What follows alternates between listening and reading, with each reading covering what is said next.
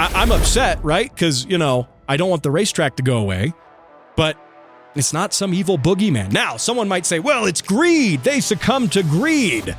Well, that's possible, but come on, man. If it was your money tied up and you were losing every month on that, and someone came and gave you an out where you made money, I mean, seriously, put yourself in those shoes. I know we all want to say gut reaction. No, it's greed. I wouldn't do it out of principle. But imagine if you were actually there. What would you do? What would you do? Now, what I would like to see them do is take that fat stack of change and go build another racetrack and make it better and fix all the problems that the previous one had and do more cool events and get some more venture capital involved on it. That would be awesome. Will that happen? I don't know. From Olympic City and the home of Pikes Peak, this is the Automotive ADHD Show with Matt West.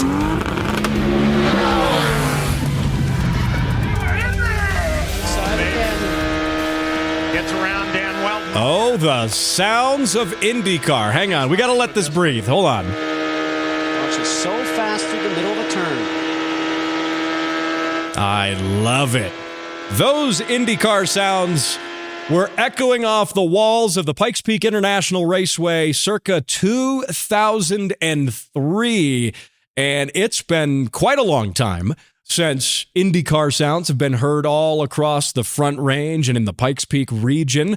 Now, the reason I'm playing that is there's a very specific reason I'm doing that, and that is the topic of today's show. This is sort of a special show. I just want to sit here and talk to you about why racetracks are closing at epidemic rates. And I've covered this before on my show plenty of times on the program, covered racetracks closing all across the country, in fact. And now it is, I'm sad to say, finally happening right here in my own backyard. Not just in my backyard, but with what I consider to be my home racetrack, no less. Now, if you're listening to this anywhere in the country, if you're listening outside of Colorado, I know majority of my radio listeners are in Colorado, but if you're listening on the podcast, YouTube, Spotify, and more, well, I want you to stick around on this, even though I know I'm going to be talking about something a little more local to me, but this ties in no matter where you live. These racetracks are going away at record pace, and it's not just politics.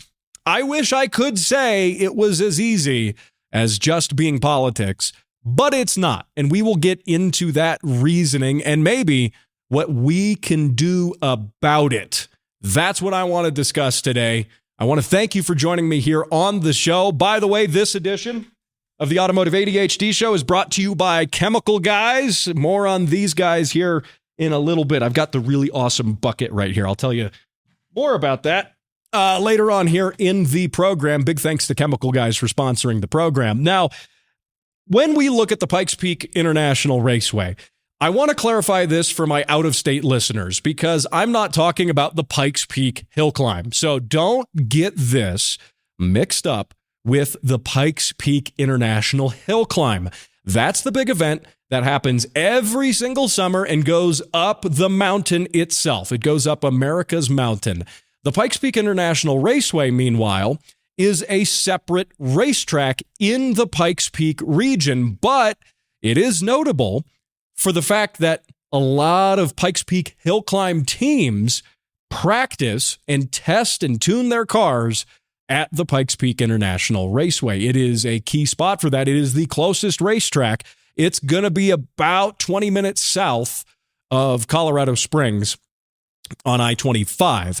Now, I want to give you some history of the Pikes Peak International Raceway before we go into this, because it goes back quite a ways. Now, I do understand if you're listening locally, the closure of the track isn't necessarily news to you. If you're involved in cars at all, this isn't news to you. I'm not trying to break news here, but I want to give you some context on the racetrack.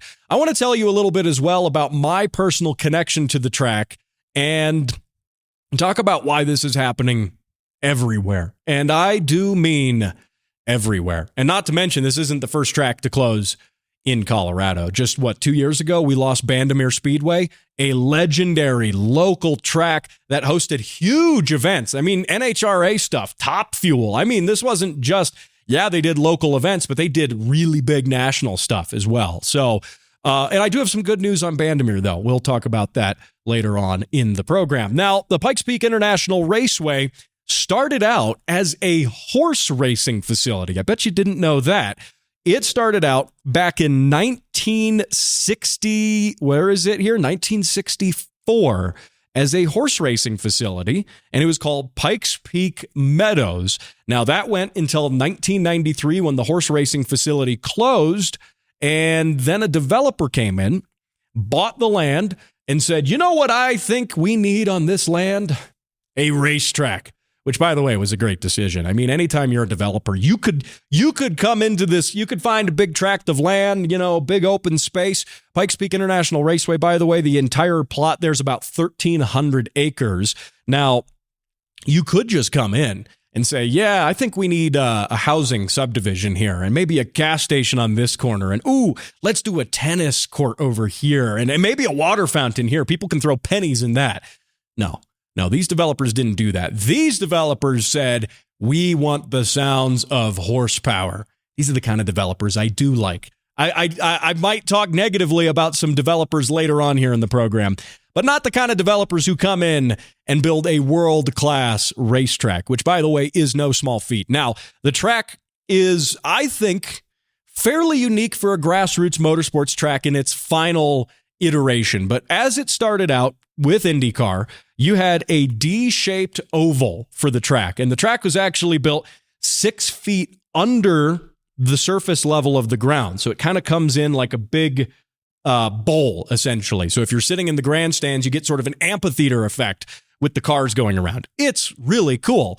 Now, racing started in 1997, which the inaugural race at the Pikes Peak International Raceway drew 16,000 spectators, people from all across the state and the country, to go watch IndyCar. And the track also hosted NASCAR events there. It hosted the NASCAR Busch Series, the NASCAR Craftsman Truck Series, and tons of other professional competitive racing events until 2005. Now, in 2005, the track was sold, and it was sold for a small price of $11 million. And that was the end of professional racing at the Pikes Peak International Raceway, for all intents and purposes. That was the end of IndyCar. That was the end of NASCAR. And what it did become, though, I think, was something special, because it became a facility for grassroots racing over the years. And that's how I got to know the Pikes Peak International Raceway.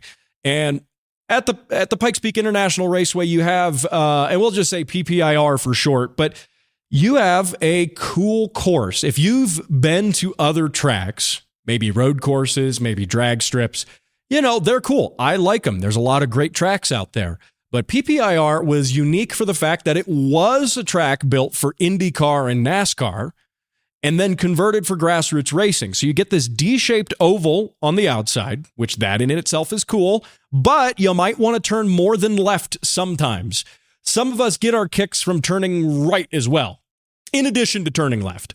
And what they did is they set up an infield road course on the inside of the oval. So this is kind of neat. If you went and did an open lapping day at PPIR, you would go out, do the oval, do a big fast blast through the oval, go through the bank, and then come in on the infield course, do the twisties, and then shoot back out on the oval. It was awesome. Now, I'm not saying other tracks haven't done that. There are other tracks to do that, but at least in the state, and as far as I know, there's not that many that have that combination. So if you want to have that experience of kind of being an IndyCar driver, doing the oval, doing that bank at high speed, it's a cool experience. Now, with all of this, racing happened at PPIR for a number of years, and that's where I got involved with it. And I'll give you some of my backstory, not to sit here and wax poetic too long about it, but it was circa 2015 or so. I was in college, maybe 2016. I was in college and I was going to school for broadcasting, and I was doing an internship at the college radio stations. You see, this was before I actually convinced, like real radio stations to put me on the air for some reason. But I was on the college radio station, and the chief engineer for the college radio station, he was a career broadcast engineer, and he got a job doing the radio station, doing all the engineering for the station at the college. And his job was, of course, to maintain all the broadcast equipment, the transmitters, all of that stuff. Well, him and I got talking about cars at some point. I know if you run into me in the wild, it is probably not long until somehow the conversation steers into cars. And he goes, well, I have a Porsche 911 and I like to autocross it. And why don't you come out to some autocross events? Now, at the time, I had a New Edge Mustang. I know, imagine me, a Mustang driver. I kept it out of the crowds, at least when I was driving it. I can't speak to what that car did when it was unattended. Who knows? Might have gone for an extra crowd or two. But I had this New Edge Mustang. It was the 4.6 liter modular V8, and I had a 5-speed manual in it. Pretty basic car.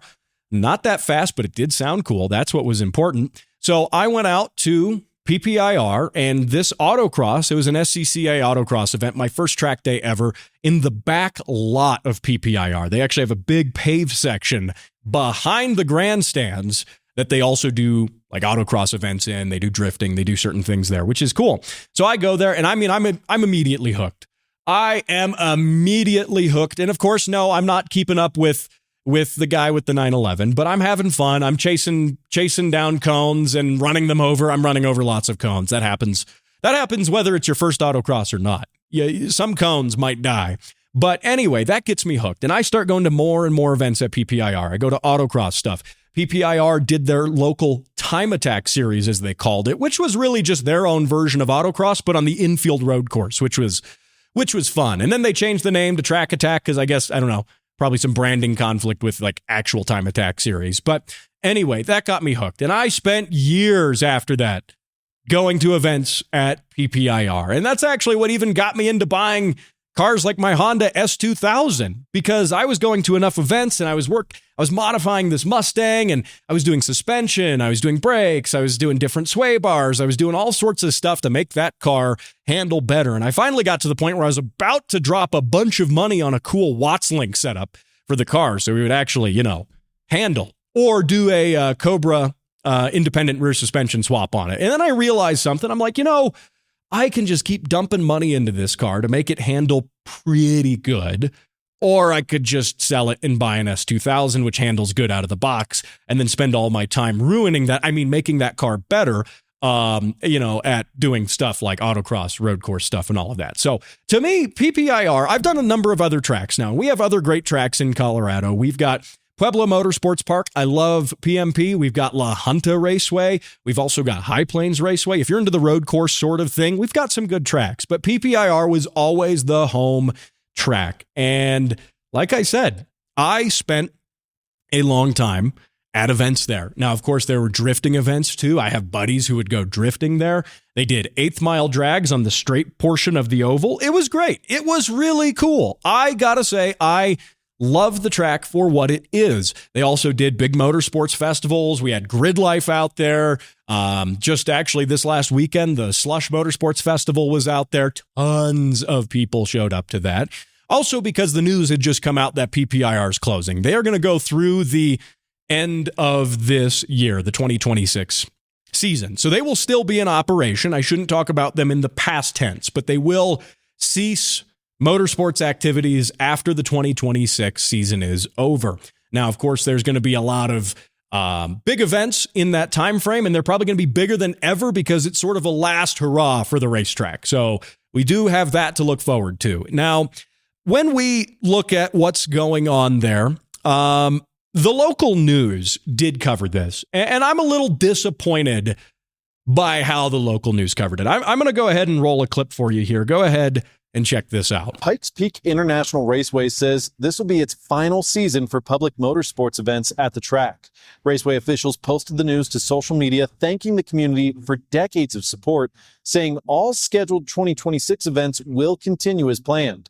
The property south of Fountain and just west of I-25 is expected to eventually become a mixed-use redevelopment through plans that are still in the early stages. And officials are also exploring moving some PPIR events to other venues in the near future. All right. So what you heard there, mixed use redevelopment. And I could hear the groan. I could hear it when you heard that. Everyone, this is the collective, come on, man. And that was my reaction. And that's pretty much everyone's reaction to this. But the local news gave this 30 seconds. 30 seconds on their 5 a.m. newscast.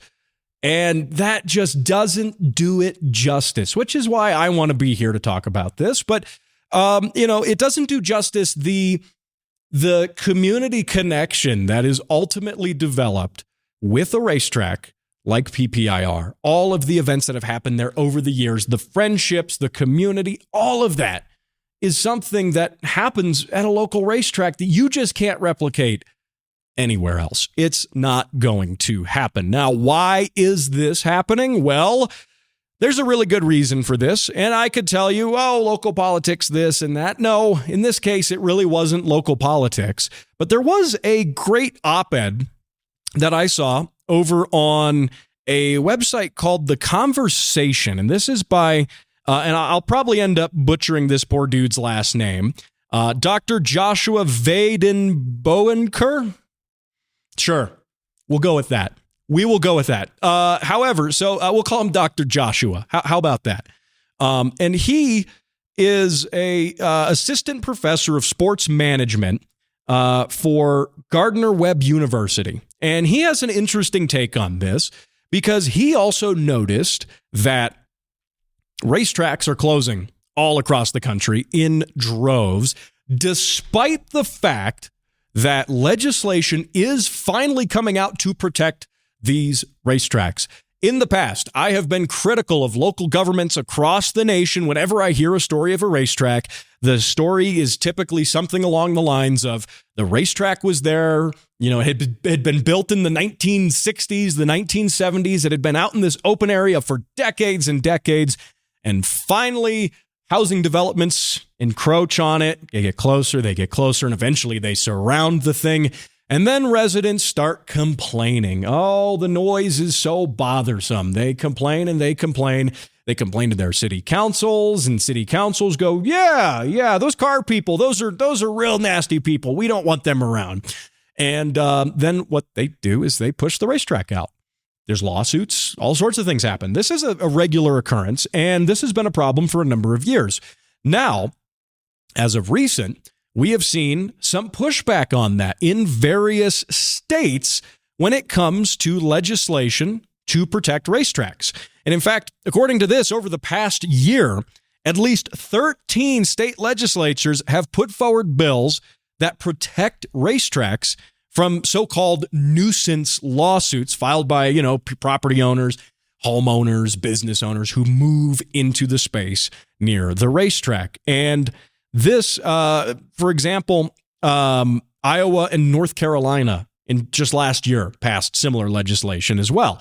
And a number of other states have done it. And this is one of those things. It makes sense. And if all things considered, it shouldn't be a partisan issue, right? It shouldn't be, it shouldn't be an issue for one party or the other because it's common sense. The idea is that it doesn't matter if it's a racetrack, if it's an airport, if it's a factory, a farm. The idea being that if that was there first, when you decide to build a house next to it, you basically lose the right to complain about the effects of living next to that. Great example is with an airport. You can't just move into a house and build a house right next to an airport and then complain that the jets are too annoying. It's just basic common sense. Now, it's common sense that apparently isn't that common because tons of people sue over this, and this is how racetracks get pushed out. But it does make sense that there's a legal precedent that exists where you're not supposed to be able to have these nuisance lawsuits. And these bills have really just gone into effect to support that legal notion that you shouldn't be able to complain if you move into a place like that. Now, Could you argue that maybe you bought a house sight unseen and the developer didn't tell you it was next to a racetrack? Yeah, you might have a lawsuit, but it would be with the developer. It wouldn't be with the racetrack. And also, you probably shouldn't buy a house sight unseen. That's a bad idea. But anyway, so by the way, this legal principle is called, it's a longstanding legal principle known as coming to the nuisance, which again, that's the whole notion that you can't sue if you're the one who showed up there. Now, you might be saying, well, why are racetracks closing here then? Why is this happening when we have legislation where there's already this legal principle that you can't sue for this stuff? And now we have legislation coming into effect in tons of states to support racetracks and motorsports. And yet they are still closing. And this is why PPIR is closing. In all honesty, this is why Bandimere closed a couple of years ago. And it has nothing to do with the politics. It has nothing to do with the complaints, the noise complaints. Sure, in Bandimere's case, there were some noise complaints, but that probably wasn't the main reason for it. The reason for it is because the land just got more valuable. As time went on, the land got more valuable. Now, Dr. Joshua in his article here also mentions that, which I think, that was sort of the reasoning for PPIR that I can see. And then I found Dr. Joshua's article here and I'm like, yeah, he's on point. That's exactly what is happening. Land value, not noise, is the real threat. Because if you go to Pikes Peak International Raceway, there's no houses next to it. There's no houses in immediate vicinity of that racetrack. It's not like a suburban development has encroached on the track. Now, with Bandimere in Morrison, Colorado, that kind of did happen that way. If you go to Bandimere, there's homes right across the freeway from it. There's whole nice, modern, brand new neighborhoods that are all right there. And that, sure, there were noise complaints, but it was the same thing. It was the land value. The racetrack owners said, all right, I can get X amount of dollars by running this racetrack, or I can get X amount of dollars by selling the property. And now that all these developments have gotten closer, this property's worth a lot more. The dollars and cents just make sense. And I'm not saying that I support this as a reason. Granted, it's not my money. I should clarify. If I was sitting on a racetrack like this, I would say, that I would want to keep it out of principle. But if it was really my money that was tied up in it, and what if that track wasn't profitable and I was just hemorrhaging money every single month, just bleeding money? Would I really want to keep that track around and just keep bleeding money out of principle when a developer says, well, hey, you bought that track for $15 million 20 years ago. Why don't I give you 50 today? And you might seriously, if you put yourself in those shoes, you might seriously start considering that. And yes, the land has gotten more valuable. PPIR sold for $11 million in 2005.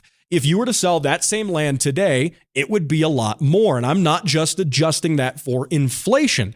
And actually, I should have pulled this up earlier, but let's see here. Inflation calculator. Let's pull that up. Inflation calculator.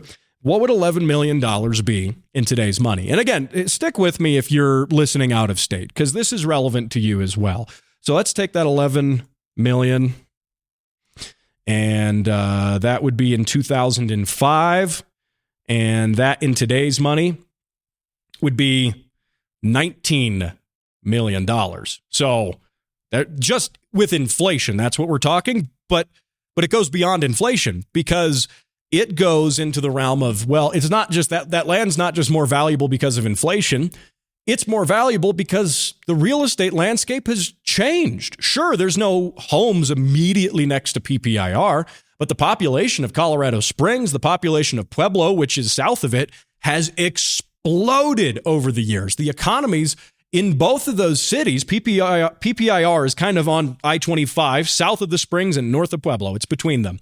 And those economies have sure, they've had their swings, but compared to 20 years ago, there's been tremendous growth there, tremendous value, more businesses, more people, more everything. So that track, again, I'm not saying I support it, but I'm saying I understand the reason for this. Now, Part of the reason for this is also the fact that racetracks inherently, in many cases nowadays, are not profitable ventures. They are definitely, it's hard to say that you can be genuinely profitable with a racetrack. People who have racetracks, I'm sure, they're probably fairly independently wealthy. If you own a major racetrack like PPIR, you're probably independently wealthy. Like, that racetrack is not the difference between you eating today and not tomorrow, right? It's not the difference there. You're going to be fine, and you, for a while, will probably be fine to lose money on it. But when it comes to this, eventually push comes to shove, and the owner's going to say, it's just not making me money. I'm tired of losing money.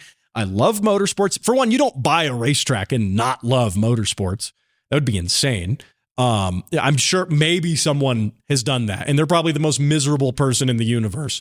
But with this, these folks obviously are gearheads. They're obviously motorsports fans, but racetracks have become increasingly difficult to keep profitable. In a lot of places where they are closer to cities, there are noise restrictions that have been put in place by city government. So cars have to have different, types of mufflers on them. You have to check them for the sound output. There's tracks that do that. Sure, that's one thing. But another major factor is insurance.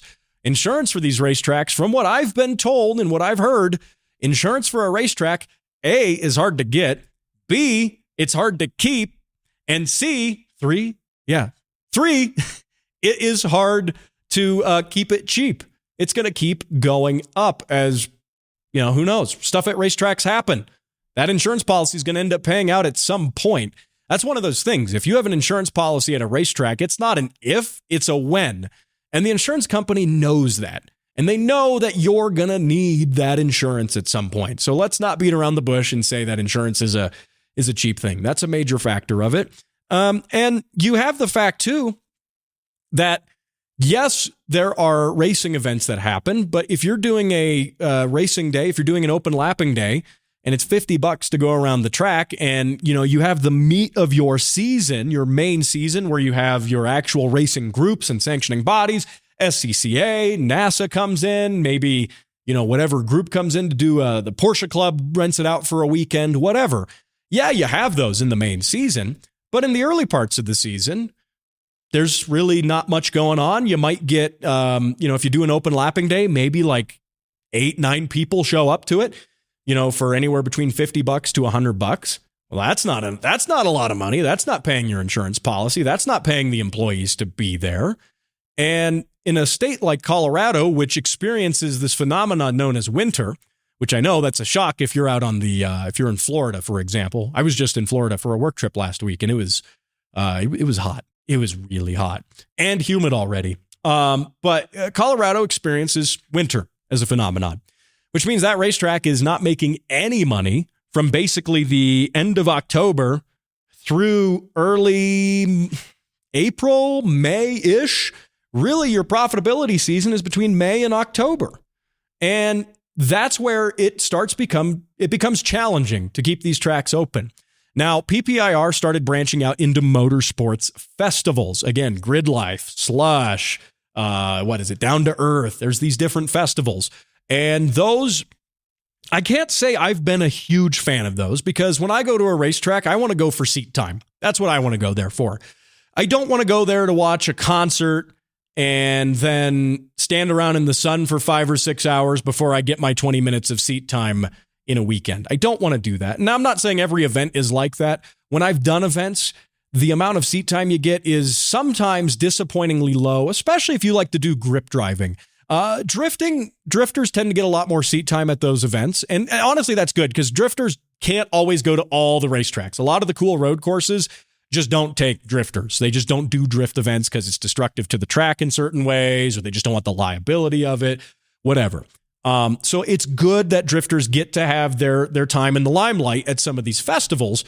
But if you don't drift and you grip drive or you drag race or any of these other things, the seat time you're going to get is going to be a heck of a lot lower. So, I saw PPIR, and I think I kind of saw, to me, the writing on the wall, because they really started jumping in heavy on the motorsports festivals and less on the actual grassroots events, to the point that last year they completely canceled their own point series. They called it Track Attack, but it was basically autocross on the road course. Kind of one car at a time.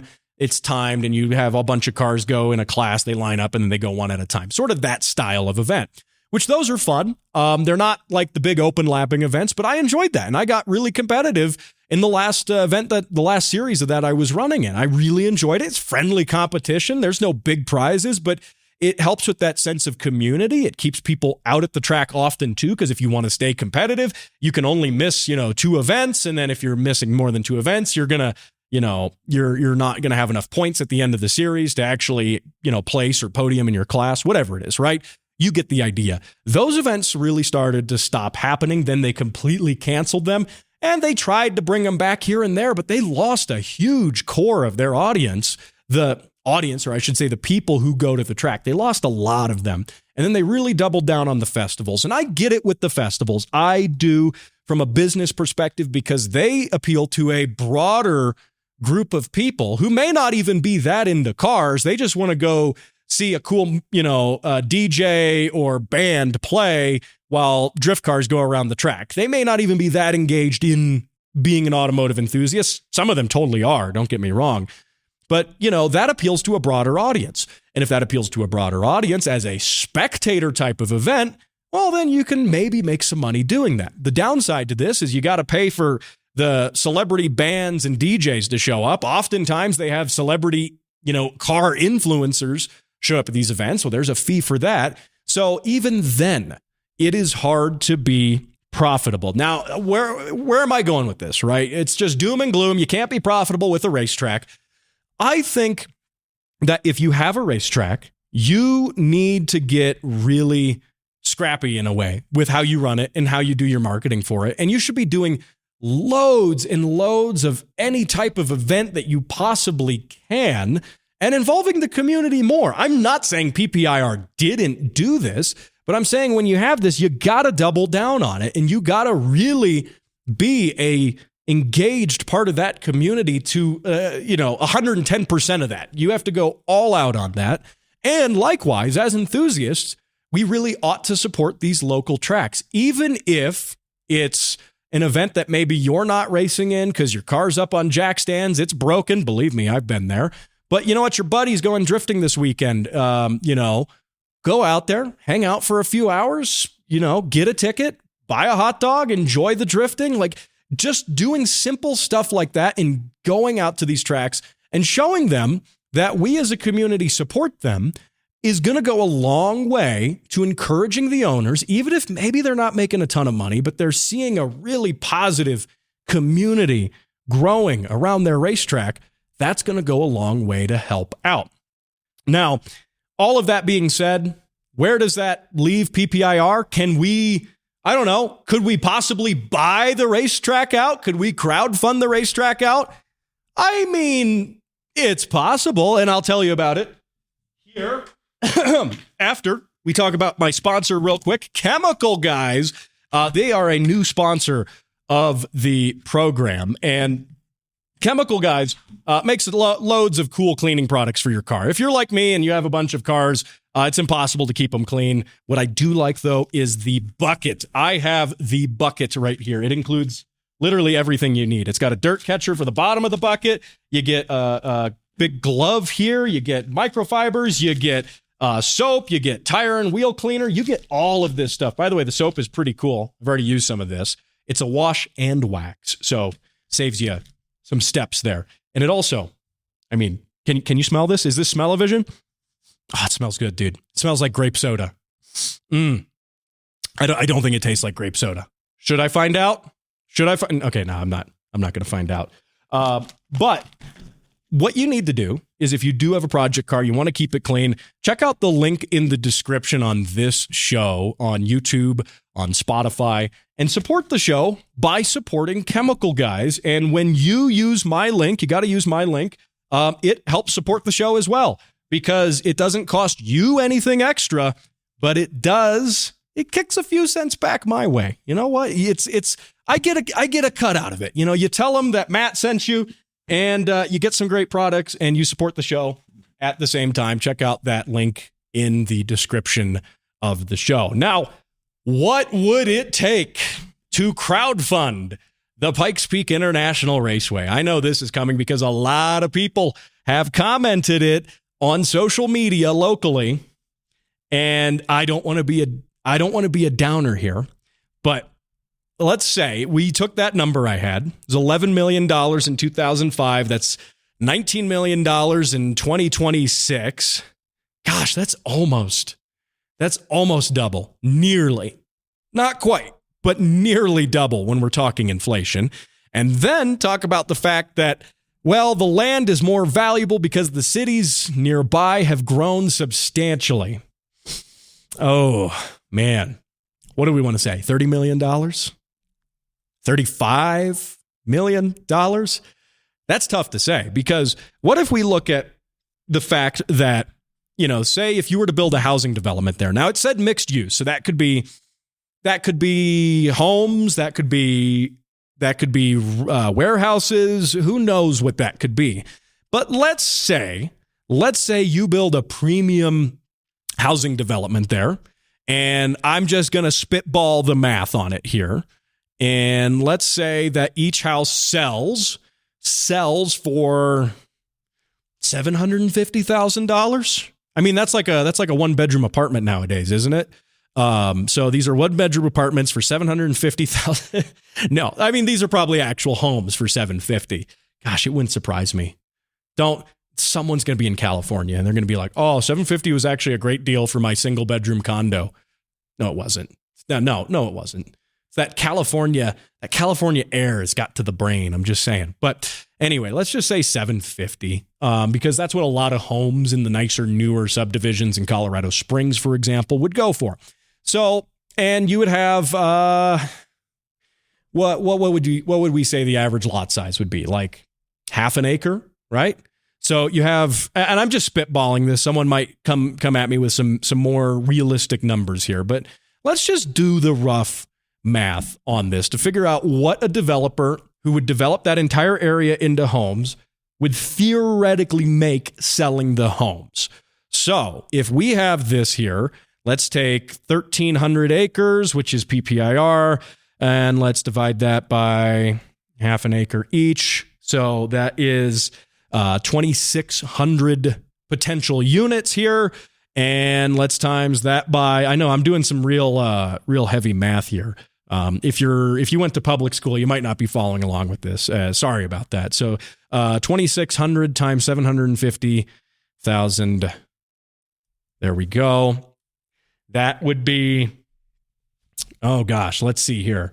Got to count the decimal places. Got to do that. All right. So $1,950,000,000. So that would be a significant amount of money if you were to sell that. Now, obviously, if you're a developer and you're coming into this game, you're not just like making the houses for free and all of that and then selling them for that price. Yeah, you've got costs. I don't know what those costs would be. That gets out of my public school education, but I just want to put that into perspective that if you were to sell the racetrack for $30 million, that would be $20 million-ish more than you bought it for in 2005. Adjusted for inflation, you're still making a cool, so say if we say it's $19 million and you're making a cool profit at $30 million of $11 million, and you have divested yourself of a money-losing venture.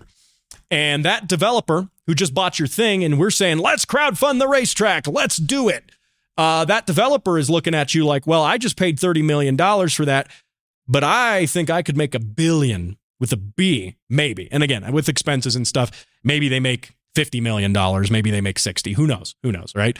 But, and then again, someone might totally call me out on that math.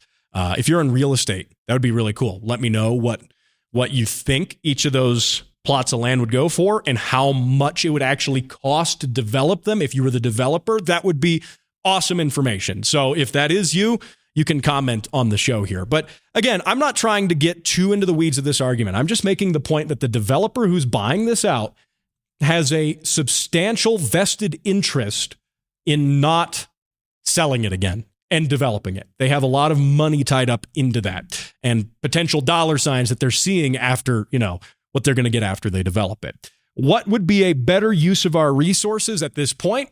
Because one of the challenges with a track like PPIR is it's old. It's old. The facilities are aging.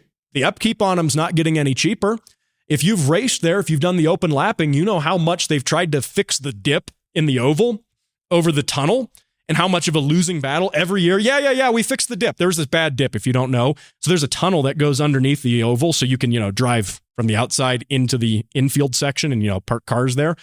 Well, that tunnel had settled over time. So in your perfect nice oval was a nice dip right above where that tunnel is. And man, they tried everything to fix that. And every year, we fixed it. It's great.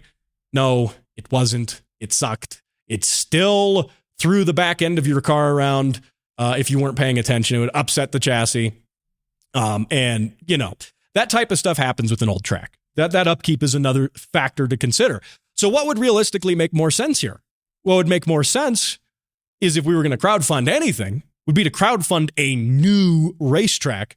And again, put it even further out of the way from some of the crazy developments. Give it some time before the land gets expensive and someone wants to bail out on it. That would be the most reasonable thing. Now, I have seen some crazy, crowdfunded Kickstarter campaigns, but man, I haven't seen one that's done $30 million yet. And who knows how much it would cost to build something from scratch like this. So now, if you are a independently wealthy person, if you're the venture capital sort of guy, I do have an idea for a really cool racetrack with a really exciting layout. So let's talk. Let's make that work.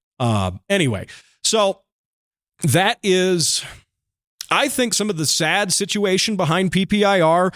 I wish I could be angry at, it's the politics, it's the city council, they're evil. That's an easy boogeyman to be mad at.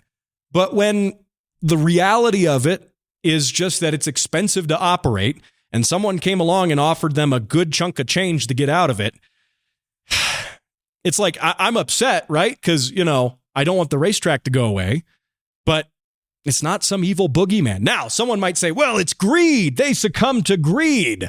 Well, that's possible, but come on, man. If it was your money tied up and you were losing every month on that and someone came and gave you an out where you made money, I mean, seriously, put yourself in those shoes. I know we all want to say gut reaction. Nope, it's greed. I wouldn't do it out of principle. But imagine if you were actually there. What would you do?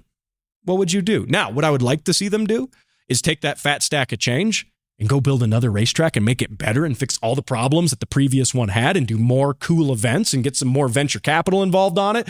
That would be awesome. Will that happen? I don't know. Good point, though, I made earlier in the show is that Bandimere is coming back. Bandimere is the legendary racetrack that did close a couple of years ago. And it is the owners of it. Same reason, by the way. They basically said, yeah, there's some noise complaints, but that wasn't the main issue. The issue was the land just got too valuable. Now, what's crazy about that is the fact that I drove by there recently, and it's been 2 years now, and nothing has happened with the land. So if it's really that valuable, why has nothing happened with the land yet? It's still there. In fact, you can drive by it and see graffiti in it now. It's just there, like it once was. The tower's there. The grandstands are there. There's just graffiti over everything. Just vandals have gotten into it.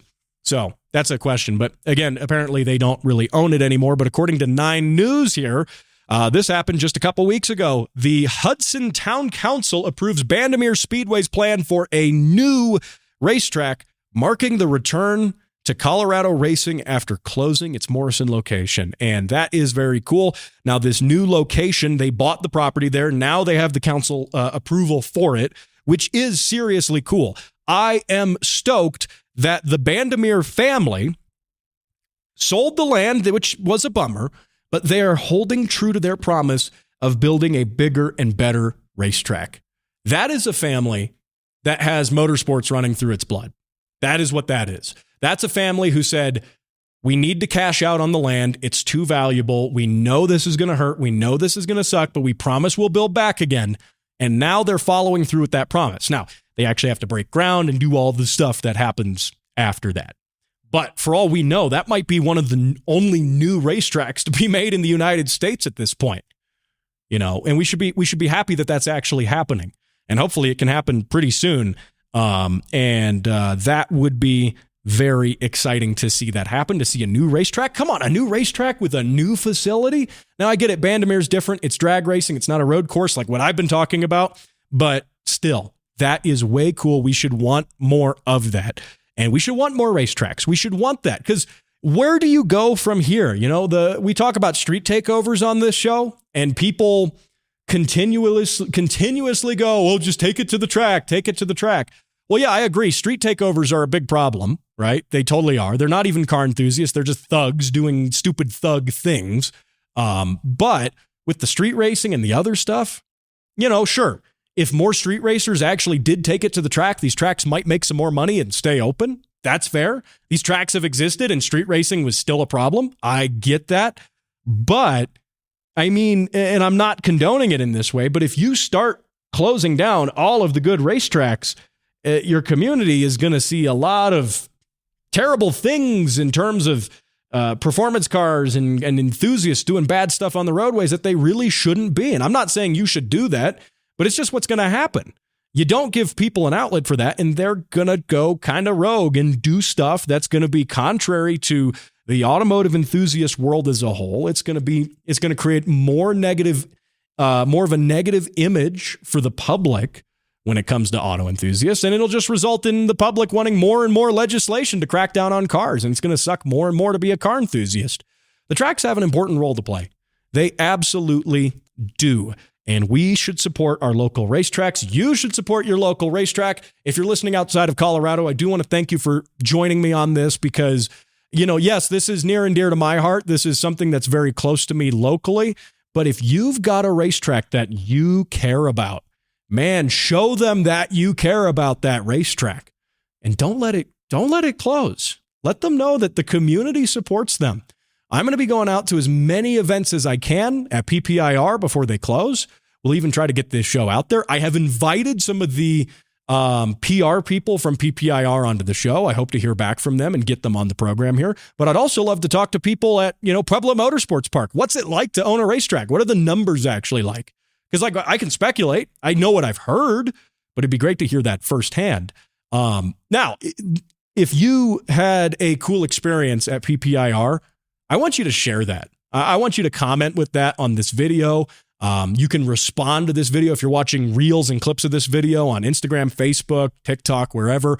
You can also reply to it with a reel. And if I get enough comments and reels, I think I'll kind of stitch them together and we'll talk about some of the cool things that happened at PPIR. Like I have some friends who got married at PPIR, which is sweet. And there's a ton of stuff like that happened. Maybe it's just a crazy story. Let's hear it. Let's celebrate the cool heritage that happened at the racetrack and let it have a good final year. And then once that year's gone, let's double down on the tracks we got left. And again, that goes for you, even if you're out of state. Those tracks you got, man, hang on to them. We can't have them go. So anyway, thanks for watching. Thanks for listening to this bonus edition of the Automotive ADHD show. Remember, you can catch the show on the radio all across Southern Colorado or online, YouTube, Spotify, Facebook, and more, wherever fine shows and, this one are downloaded. And also remember to support my sponsor, Chemical Guys. The link is in the description below. I'll talk to you right here next week.